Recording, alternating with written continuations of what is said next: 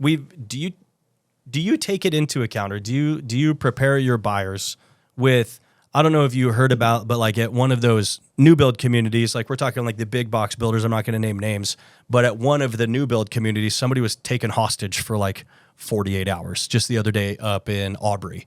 And what we've seen as a trend is a lot of these new build communities that basically aim to build like the cheapest houses end up having higher crime rates than average. Sure. Do you prepare buyers that like, hey, we want to go look at XYZ house, or like, how does that go? Like, is that even a factor for y'all? Yeah, I mean, for sure. I mean, people want to know whether neighborhoods are safe. And we have to be familiar with the areas and the communities that we serve. We have to be competent and know kind of what the feel for those are.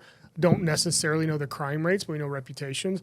But we have to be careful, and people will bring up and ask questions. Like, we can't discriminate either, right? Because we can't steer. Right. And so, but people want to know, and it's hard. The newer neighborhoods kind of hide that. If it's an older neighborhood, I give people a very simple answer. It's like, what you see is what you get. There you go. Right? So you look around, what does it look like? And that's kind of the best you can do, but you want people to know, but you don't hide anything. I'm not going out there just to make a sale, and usually, like in the areas that we live in, the reputation already kind of leads, like it's already kind of there. People kind of know, and they just kind of ask for confirmation, and you kind of just, things change, neighborhoods change, cities change.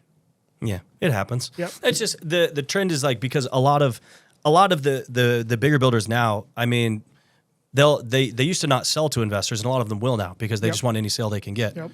And so they see that a lot of investors come in. So like half of the neighborhood is owners, half of them is renters. Yep. And so there's just a different mindset when it's not your house, and when it's not like your forever house. Yep.